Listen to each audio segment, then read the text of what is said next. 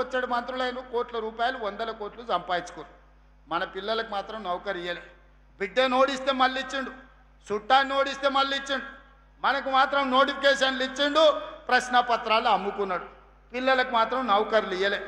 నేను వచ్చిన మొదటి సంవత్సరంలోనే లెక్క గట్టి 70,000 పైగా ప్రభుత్వ ఉద్యోగ నియామకాలు చేపట్టినాం.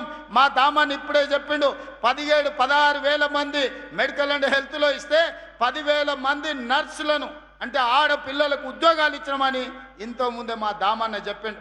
70,176 ప్రభుత్వ ఉద్యోగాలు తెలంగాణ రాష్ట్రంలో ఇప్పటికీ నియామకాలు చేపట్టినాం. ఇప్పుడు దాదాపుగా ఇంకొక 10,000 ఉద్యోగాలకు ఈరోజు నోటిఫికేషన్లు ఇచ్చినాం. పిల్లలందరూ కూడా జాగ్రత్తగా చదివి పోటీ పరీక్షలకు ప్రిపేర్ కాండి. వయసు రిలాక్సేషన్ కావాలంటే ఇచ్చిన భవిష్యత్తు ఖాళీలు కూడా ప్రతి 6 నెలలకు పోటీ పరీక్షలు నిర్వహిస్తా. ఏ ఖాళీలను కూడా గాలికి వదిలేయను. నియామకాలు చేపట్టి మీరు పరీక్షలు రాసుకునే అవకాశం కల్పిస్తా. నిరుద్యోగ యువకులకు నా సూచన ఒక్కటే, వాడో వీడో వస్తాడు, రెచ్చగొడతాడు, మాయ మాటలు చెప్తారు, మందు పెట్టినట్టు పట్టుకపోతారు. మీరు చూసిండ్రు కదా, ఎలా అగ్గిపెట్టే రావు, అఘోరా రావు, అగ్గిపెట్టే రావు 100 పెట్టి సీసా నిండా పెట్రోల్ తెచ్చుకోండు. 10 పైసలు అగ్గిపెట్టే మర్చిపోయిండు. పెట్రోల్ పోసుకొని డ్రామా బాగా చేసిండు. మా మీడియా మిత్రులు కూడా మా ఊరు 6 అడుగులు ఉన్నాడు, తాటి చెట్టు లెక్క ఏదో చేసినట్టు ఉన్నాయని అన్ని టీవీలలో చూపించారు.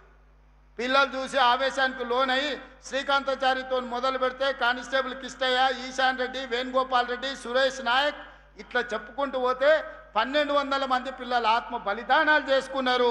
నిట్ట నిలువున తన తనువులను కాల్చుకొని తెలంగాణ రాష్ట్రాన్ని సాధించారు. మరి 100 రూపాయల పెట్రోల్ తెచ్చుకున్న చుట్టాలలో ఎవడన్నా అగ్గిపుల్లతోనన్నా చిన్న కాల్చుకున్నాడా? రెచ్చగొట్టి ప్రజల ప్రాణాలు తీసుకోవడంలో నెంబర్ 1. అందుకే ఈనాడు మళ్ళా పిల్లల్ని రెచ్చగొట్టాలి. కోల్పోయిన అధికారాన్ని సాధించుకోవాలంటే పిల్లల్ని రెచ్చగొట్టాలి. వాళ్ళు శవాలుగా మారాలి. ఆ శవాలనే పునాదులుగా చేసుకొని అధికారంలోకి రావాలని కుట్రలు చేస్తున్నారు, పెట్టుబడులు పెడుతున్నారు. నేను మీ అన్నగా చెప్తున్నా, రేవంత్ అన్నగా మీకు మాట ఇస్తున్నా. మాట ఇస్తే మట్టిలో కలిసే వరకు మాట కోసం నిలబడే నాయకుడు ఎవరైనా ఉన్నారంటే ఇందిరాగాంధీ, సోనియా గాంధీ, రాహుల్ గాంధీ వాళ్ళ నాయకత్వంలో నేను, జగన్న, ఉత్తమన్న, మహేష్ గౌడ్ గారు కలిసి పనిచేస్తున్నాం.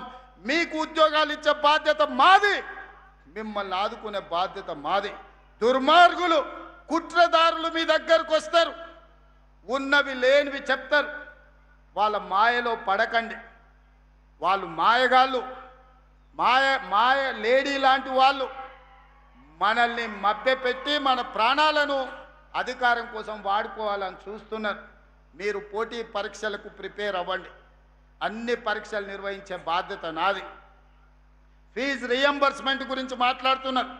8,000 కోట్ల రూపాయలు అప్పులు పెట్టి ఫీజు రియంబర్స్మెంటు ప్రభుత్వ ఖజానా మీద 8,11,000 కోట్ల రూపాయల అప్పులను మోపి తెలంగాణ రాష్ట్రాన్ని దివాలా తీపిచ్చి దివాలా తీసిన ప్రభుత్వాన్ని విధ్వంసమైన తెలంగాణను మాకు అప్పచెప్తే విధ్వంసం నుంచి వికాసం వైపు నడిపించడానికి 8,11,000 కోట్ల రూపాయలు మీరు చేసిన అప్పులకు తప్పులకు మిద్దీలు ప్రతి సంవత్సరం 75,000 కోట్ల రూపాయలు ఇవాళ నేను కడుతున్నా.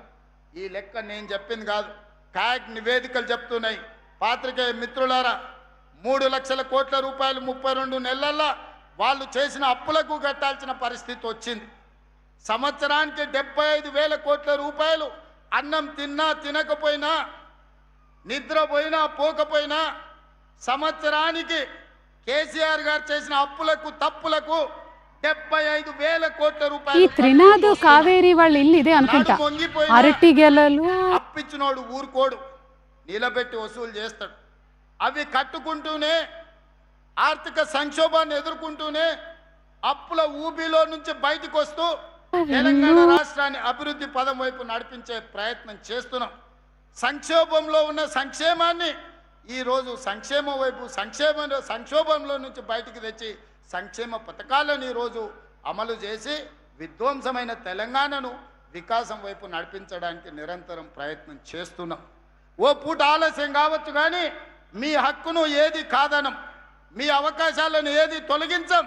మీకు కావలసిన మంచి పరిపాలన అందించే బాధ్యత ఈరోజు తెలంగాణ రాష్ట్ర ప్రభుత్వం తీసుకుంటుంది. అందుకే మిత్రులారా, ఈనాడు ఆలోచన చేయండి. 10 సంవత్సరాల బీఆర్ఎస్ పాలన, 12 సంవత్సరాల బీజేపీ పాలన, 2 సంవత్సరాల మా పరిపాలనను అంచనా వేయండి. మేమిచ్చిన ఉద్యోగాలు చూడండి, మేము అమలు చేసిన రైతు సంక్షేమాన్ని చూడండి, మేము అమలు చేస్తున్న ఆడబిడ్డల సంక్షేమాన్ని మీరు ఆలోచన చెయ్యండి. ఈరోజు 30 సంవత్సరాలు అపరిష్కృతంగా ఉన్న ఎస్సీ కేటగరైజేషన్ సాధించింది మొత్తం దేశంలోనే తెలంగాణ మొదటి రాష్ట్రం. 100 సంవత్సరాల క్రితం నుంచి బలహీన వర్గాల లెక్కలకు కనిపించిన దానికల్లా లెక్క ఉంది. మా బలహీన వర్గాల సోదరులను లెక్క కట్టాలని ఎవ్వరికి కనికరం రాలే.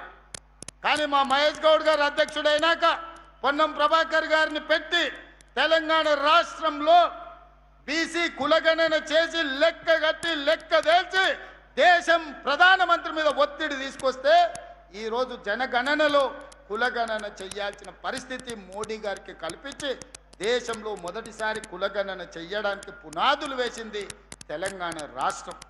అందుకే రైతుల సంక్షేమమైన, ఆడబిడ్డల అభివృద్ధి అయినా, నిరుద్యోగ విద్యార్థుల ఉద్యోగ ఉపాధి అవకాశాలైనా, సామాజిక సమస్యలకు పరిష్కారమైన ఈనాడు మన ప్రభుత్వంలోనే మనమే సాధించుకున్నాం. ఈరోజు విధ్వంసం నుంచి వికాసం వైపు నడిపిస్తున్నాం. 2034 వరకు మీ ఆశీర్వాదం నిండుగా ఉండాలి. మనసు నిండా, గుండెల నిండా ఇందిరమ్మ రాజ్యం రావాలనే ఆకాంక్ష ఉండాలి. మీ ఆశీర్వాదం ఉంటే సాధించలేనిది ఏది లేదు. మీకు ఇచ్చిన ప్రతి